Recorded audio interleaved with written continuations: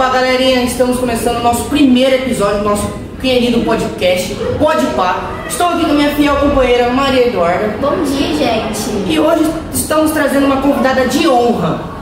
A boca aberta. Opa, perdão, família. Nossa professora Beatriz. Bom dia, bom dia, bom dia. Tudo bem? É um prazer estar aqui com vocês. Obrigada pelo convite. Acho que vai ser uma grande conversa. Sim. O assunto do nosso podcast de hoje vai ser o Maníaco do Parque, um caso criminal que ficou muito famoso no Brasil na década de 90. Bom, Bia, o que mais te intriga no caso do Maníaco do Parque? Duda, quando eu parei pra ver as primeiras coisas sobre o Maníaco do Parque, ele vai ser ali no finalzinho da década de 90, né? Em 97, 98. E é o ano que eu nasci, 97.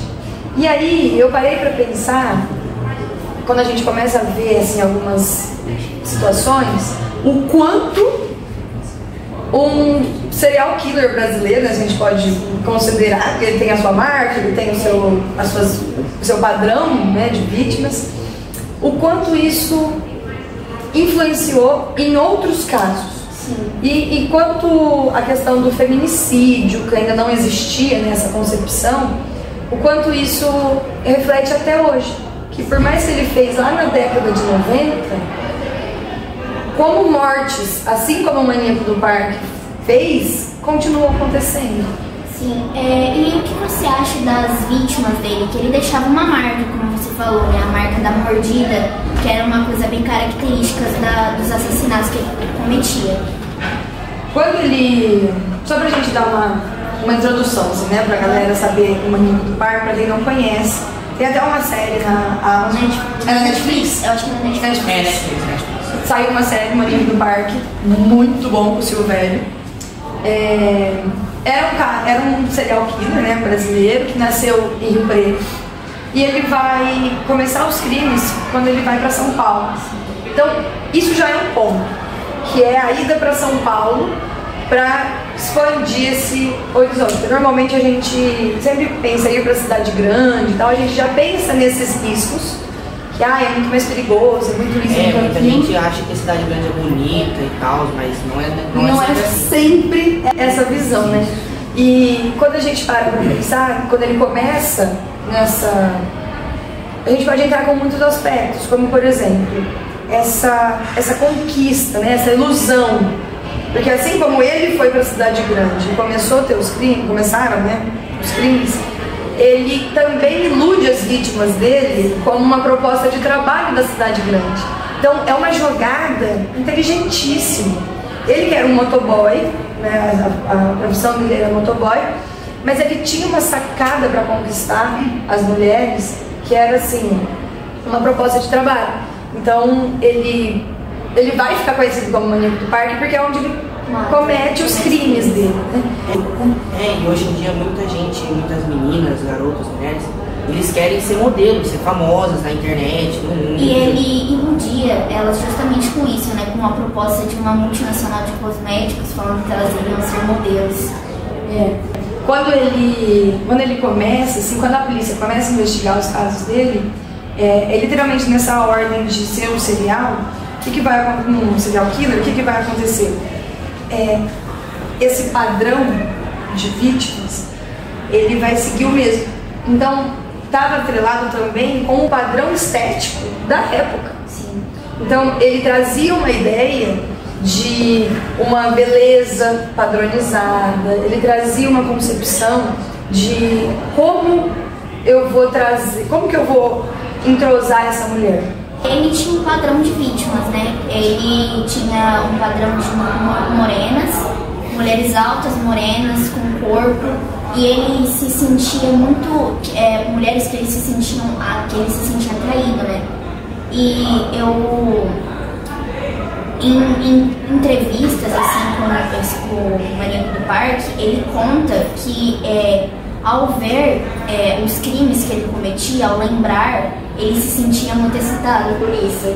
Exatamente. E aí eu acho que a gente pode até entrar em um outro ponto, que é não sobre o caso do maníaco, mas eu acho que é um espaço que a gente pode ter essa conversa, que é a questão da violência contra a mulher, da misoginia, do machismo, do patriarcado. Acho que são pontos que a gente pode estar entrando, são lacunas que existem ainda na sociedade brasileira que permitem casos como esse.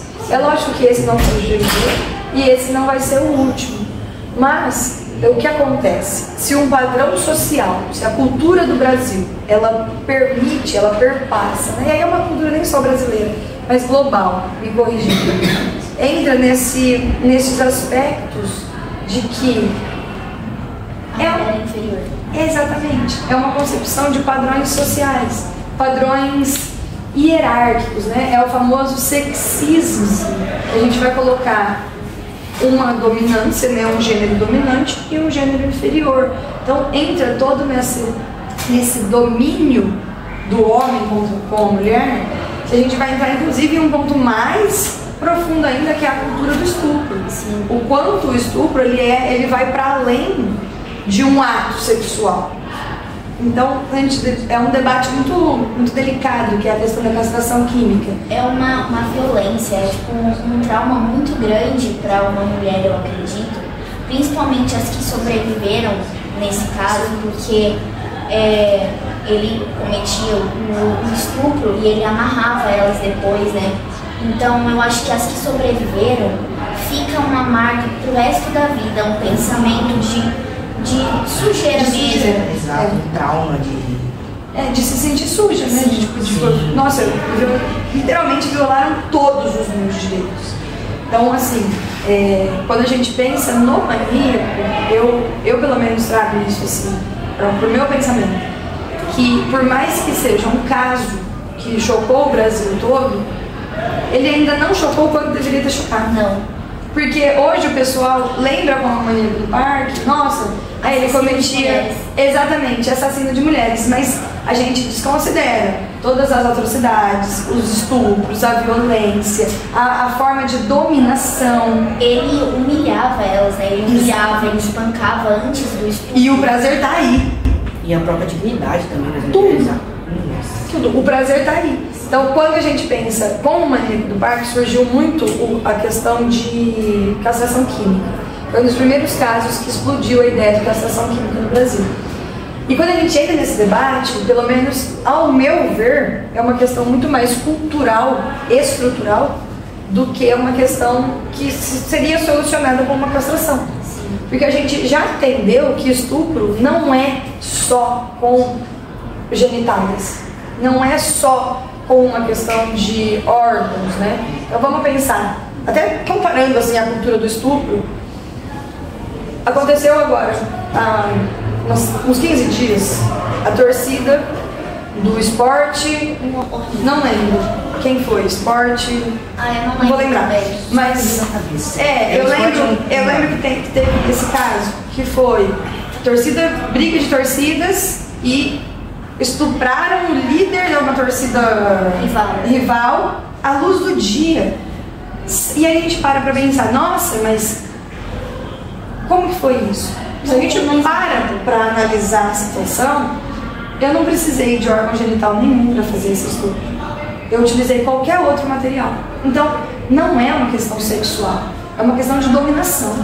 É uma questão de violação de corpo. De humilhação. Exatamente. E isso entra totalmente na misoginia. Então, quando a gente para pensar hoje sobre o caso do maníaco, a gente consegue colocar dentro de caixinhas que antes a gente não conseguia. Como o caso de feminicídio, o que é um caso de feminicídio, que é o ódio à mulher. Ele não fazia isso por... ai, nossa, elas fizeram qualquer coisa, não. Era simplesmente porque elas eram mulheres. Então, assim, não tem outra definição. E considerando que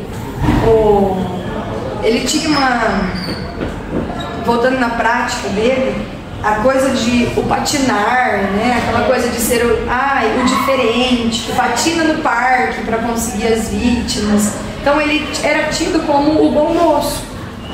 Quando na verdade desse bom moço tem um depoimento de uma vítima que ela conta que... Porque ele tem fases, né? Ele tem o início, que ele vai abusar, ele vai violentar, mas ele não matava. Sim. Então ele ainda deixava fugir, dava umas brechas. Ele fazia as vítimas contarem até 2.000 e tipo, isso num determinado tempo, e se elas conseguirem, Elas fugiam. Isso. E tem um depoimento de uma das vítimas que ela conta sobre o escapar de joelhos, nua pelo parque, e o desespero para sair, e aquele parque é gigante. Então, tipo, é um labirinto que ele conhecia muito bem. Que ele tinha o domínio muito bem do que acontecia ali dentro. Então, assim, toda essa violação, toda essa humilhação, ela é agoniante. Ela é agoniante. Você começa a pesquisar as coisas do menino do parque. Ele, teoricamente, ele foi condenado a quase 300 anos, né? Mas, com o bom comportamento, com todas as coisas da prisão, houve sim uma conversa dele sair em 2028.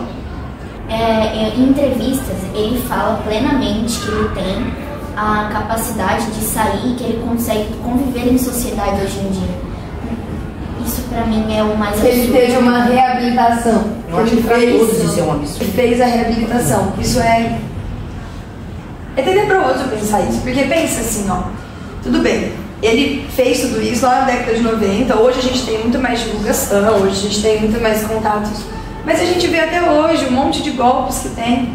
Por exemplo, o golpe do Uber, golpe de mototáxi, até casos bizarros. Teve um caso de... E isso mostra que isso atinge não só pessoas civis, mas, por exemplo, teve um caso de uma menina em São Paulo que pediu...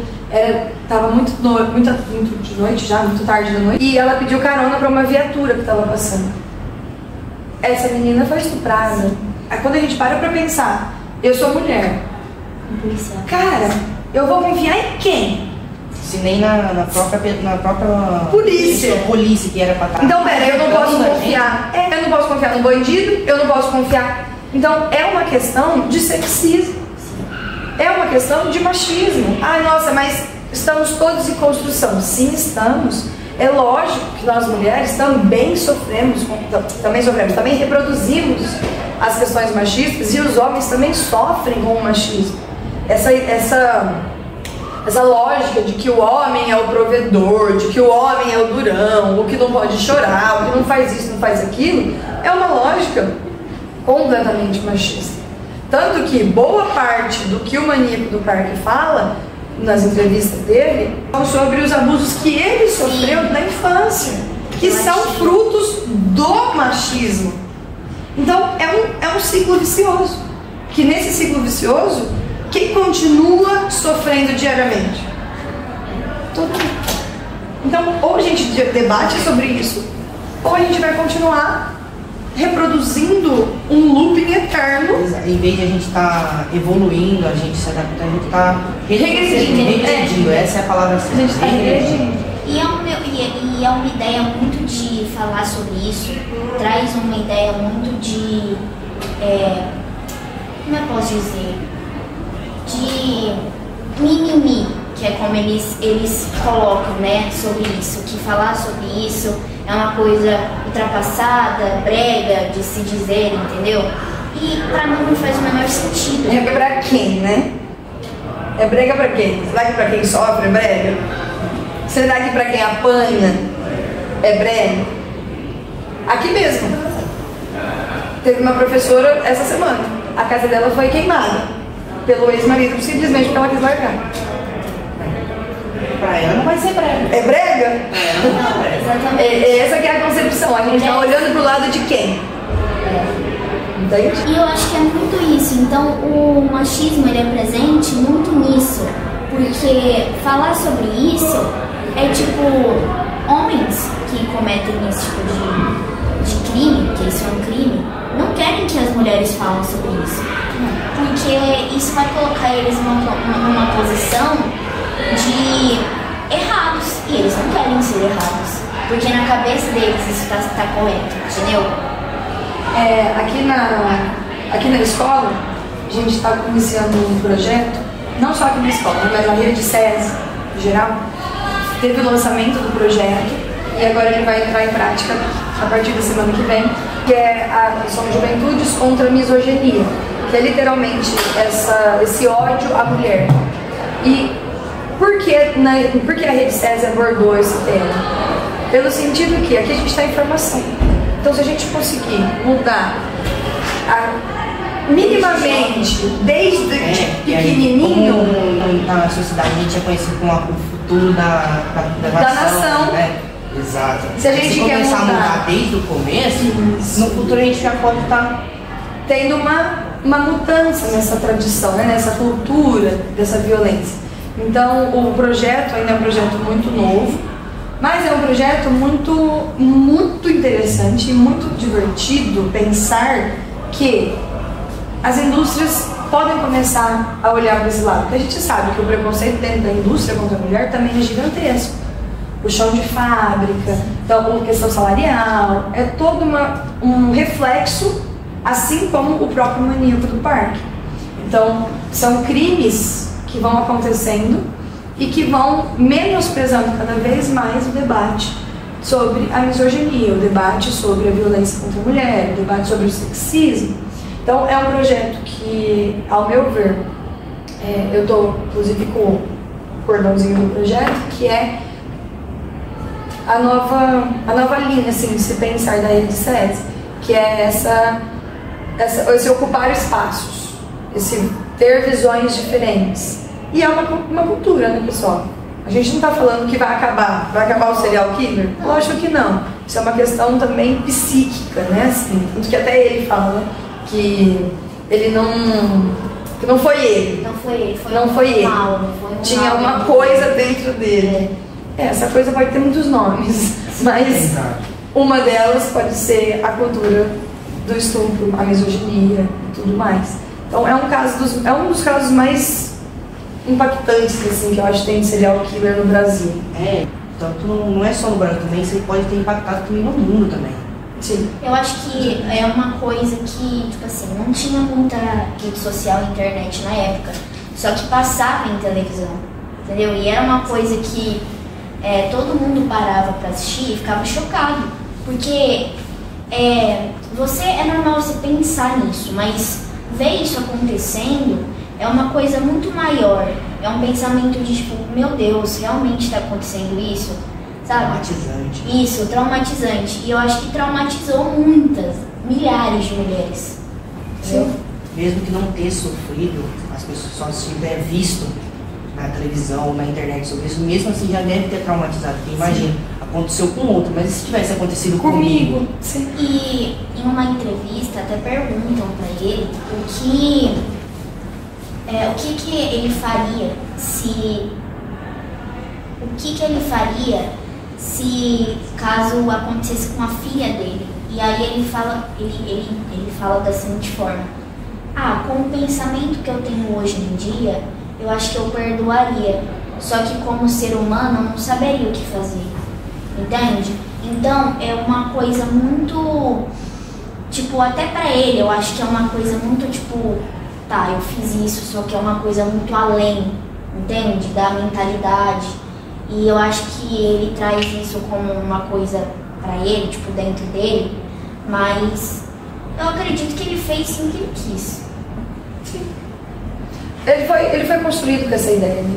Então eu acredito que ele tem essa concepção. E aí eu acho que a gente poderia até mudar, assim, deixar um questionamento para todo mundo que vai assistir. E se tivesse feito comigo? Não precisa nem ser com a minha filha. Porque com a minha filha eu estou reproduzindo novamente uma concepção de que vão dominar a mulher, Mas e se tivessem feito comigo? O que vai acontecer? Porque a partir do momento que a gente começa a pensar que é com a gente, pelo menos o mínimo de amor próprio a gente espera. Então, e se fizessem comigo? E se alguém me violentasse? E se alguém me atacasse? E se alguém me humilhasse? E se alguém fizesse eu correr, literalmente, nua pelo parque, saindo ajoelhada, toda suja? E aí? E se fosse comigo? Eu não preciso pensar, lógico que eu preciso pensar no lugar do outro, mas se coloca no lugar primeiro. A gente fala tanto de empatia ultimamente que a gente não consegue ter essa empatia quando o assunto é machismo, misoginia, atrocidades de uma cultura do estupro. Aí chega até puxando um pouco daquele papo que a gente estava no passado, antes de começar. Será que seria brega? Será que seria brega? Será que seria brega? Será que eu acharia brega esse debate? Exatamente. Bom, finalizando agora o nosso podcast, eu queria agradecer a Bia por ter vindo, por ter, né, aceitado o convite e participado desse debate com a gente. Foi muito importante esse debate para mostrar sobre a cultura da misoginia, do sexismo e do machismo estrutural que a gente tem hoje em dia com hoje em dia não, né, mas por vários anos com as mulheres. Bom, eu agradeço também o convite, foi um prazer estar com vocês. Um prazer. Falar de um tema tão importante. Exatamente. Então, galerinha, vamos encerrar por aqui. A todos que estão assistindo ou que vão assistir depois que terminar a gravação, tenham um ótimo dia, muito obrigado e é isso.